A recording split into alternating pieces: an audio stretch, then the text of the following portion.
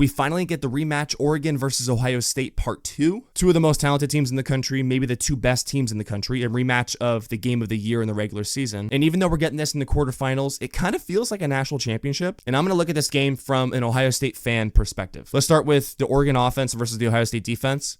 The Oregon pass game killed the Ohio State defense in the regular season.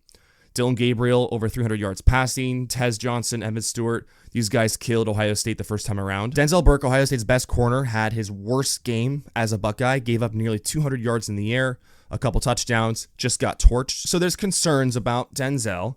There's concerns about the other corner, Igbinosun. Iggy is physical, lengthy, long. He's on top of you. You love all of that as a corner. However, he can be a little too physical and a little too handsy at times. He's one of the most penalized players in the country. Now, he didn't have a penalty. I don't think he had a defensive holding or a pass interference in the Tennessee game, which is great to see. But with Denzel Burke giving up big plays at times, with Iggy, you're worried about a really poorly timed penalty with him. So there is concern at the corner position for Ohio State. The good news is they have depth at that position. They have some young guys that they really like. Jermaine Matthews, who's cornerback number 3. Ohio State considers him a starter. And I don't think he played against Oregon, which seemed like a mistake at the time. Denzel Burke was getting torched. They should have brought him in. Since that game, he's played a lot. He saw some snaps against Tennessee, looked pretty good in that game. So he's also going to get some reps in this game against Oregon. So knowing how the corners got torched against Oregon, especially Denzel Burke, that's still a worry going into this game because of what Oregon can do with their skill players and pushing the ball downfield. But knowing Jermaine Matthews is going to play, and I feel like the defense is in a better position to go up against this Oregon offense a second time around. Another concern from Ohio State's defense the first time around when they played Oregon was just the inability to create pressure on Dylan Gabriel. And Dylan Gabriel is really good on the run, and that's where the experience comes in. He's accurate with the ball, can push it downfield. So you got to contain him in that pocket. But Jack and JT in that Ohio State defense was not really generating any type of pressure, and they weren't making Dylan Gabriel uncomfortable. Jack Sawyer and JT, these edge guys, 4-year players, former 5-stars, they don't have a ton of sack production if you look at their careers, but you look at points throughout their Ohio State career where they've looked really good. They've just never peaked at the same time, right? JT obviously has some standout games. Penn State a couple years ago, he had some big moments against Notre Dame last year. Jack Sawyer ended last year really well, really strong. But at the same time, these guys just can't quite get it to click. Against Tennessee, they had a great game. Jack Sawyer had 2 sacks, 2 pass breakups, and 6 quarterback pressures.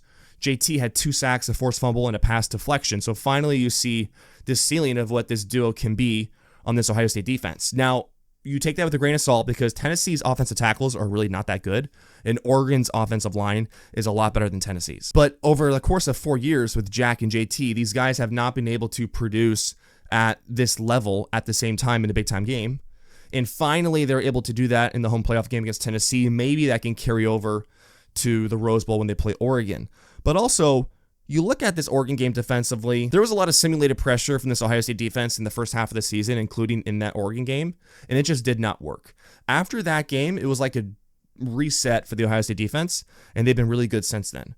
They haven't allowed a passing touchdown since the Oregon loss, but on top of that, they're blitzing more, the blitzes are getting home, and Jim Knowles, the defensive coordinator, is getting creative with his calls. And so that's really helped change this Ohio State defense for the better in the second half of this season. The linebackers are playing really well. Cody Simon is a seasoned veteran.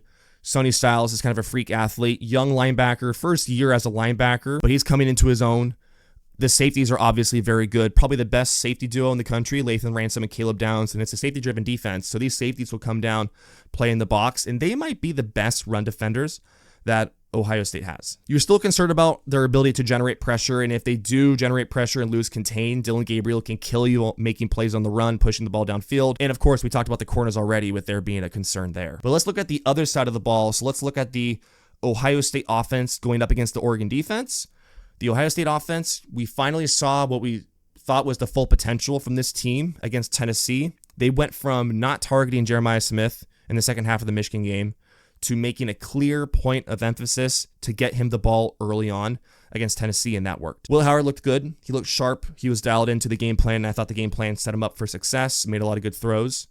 Got the ball at Jeremiah Smith. He had over 100 yards, 2 touchdowns, so he looked really good. I think it's not a hot take at this point to say that he's the best receiver in the country, and they treated him like such against Tennessee. Let's touch on Will Howard for a little bit. The true Will Howard experience is you get a couple really nice, good, on-time, accurate NFL throws, and then a couple like, ooh, that should have been picked, or maybe it was a turnover-worthy type throw. He didn't really have any of the negative plays against Tennessee. He had one throw early on that was a bad ball, and Emeka almost came down with it with one hand, but the interception that he had wasn't necessarily a bad throw. It was defensive pass interference that was missed on that play, but also Tennessee came up with an impressive interception. The point of this is that Will looked really good against Oregon early on in the year, and then Will looked really good against Tennessee. And these are the two games this year where Will has thrown for over 300 yards. So I think Will's going to have a pretty big day through the air. The good thing about this Ohio State team following the Tennessee game is that they went all in on what their strengths are, which is throwing the football, getting the ball out in space to your playmakers. Travion Henderson is dynamic with the ball in his hand. Jeremiah Smith, Emeka Egbuka, Carnell Tate, getting the ball out and quick and letting your playmakers make plays. Then that opens up the run. And with this Ohio State offensive line, which is a concern, it's patchworked. They're doing the best that they can. You lose your left tackle, your first round pick, Josh Simmons. They have no tackle depth, so they slide the left guard to left tackle, Donovan Jackson. And he's doing as good of a job as you could possibly ask him to do. Then you lose your center, Seth McLaughlin, the best center in the country. Luckily, your starting center last year, who was playing guard, now slides over and is the starting center. So it's patchworked. They're able to make it work. It looked better against Tennessee than I thought it would, but it's still a concern going into this game because Oregon's defensive line is very, very good. Jordan Burch, Derek Harmon, these guys can create serious issue for Ohio State's offensive line, which then can create an issue for Will Howard. Ohio State has to keep being aggressive. If Ohio State continues to get the ball out quick, push the ball downfield, I think they'll be fine. There's matchups here in this game. This is a matchup game. So there's matchups here that favor one side or the other. This Oregon defensive line clearly has the matchup advantage over this Ohio State offensive line. The run game is interesting because Ohio State all year long was trying to establish the run, and then allow that to open up the pass, but that's not really what they're built to do right now.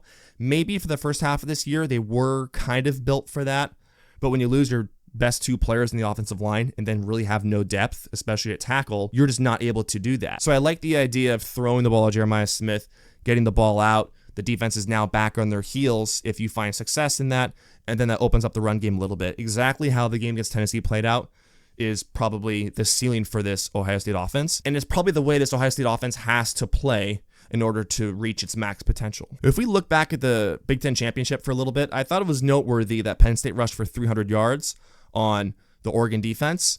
Oregon could be a little vulnerable there. I don't think Ohio State's going to rush for 300 yards, but if they've actually figured some things out here with their offense and when they're most effective running the football, if they're already beating them in the air and then they get the ground game going on top of that where it's just enough, it could be a lot of trouble for the Ducks. I think you're going to see fireworks in this game for sure. Both offenses are going to make plays. I think both defenses are going to make plays as well.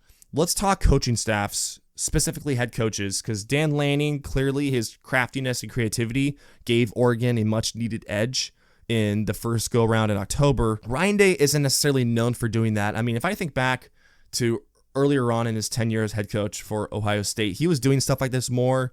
I remember earlier on there was like an onside pooch kick that was executed to perfection years ago against Maryland, things like that. So Ryan Day is capable of it. They haven't really been using it. So I wonder if it's not necessarily his inability to be crafty and creative, but I think Ryan Day almost feels like sometimes, okay, we're Ohio State. We have the best roster in the country.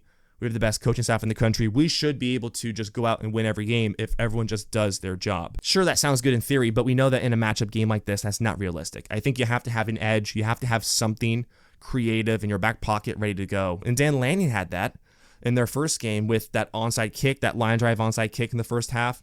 That gave Oregon a possession, and they scored off that. Obviously, the loopholes that he found with like the 12-man on the field kind of stuff late in the game, these are all things that help you and can give you the edge, and a much-needed edge in a matchup game like this. So yeah, it's going to be a great game. I don't know, like a 30-27 type game. There's going to be points. Defenses are going to make plays. There's going to be fireworks. It should be a great game. I'm going to the game, so there's going to be a video up in the days after the game, just kind of recapping the game, how it went, the environment, which I'm sure is going to be awesome. But that game against Tennessee was one of the best, well-rounded games I've seen Ohio State play in a long time. The offensive game plan, the defensive game plan, it was clicking on both sides early on, and then they sustained that through the second half. It goes to show the coaching staff was ready for it, and it puts faith back into the team, but really back into Ryan Day and the coaching staff. Oregon's the best team in the country for a reason, It's not going to be easy, but if Ohio State plays up to their full potential again, no team, including Oregon, can beat them. It just goes back to the questions that we have.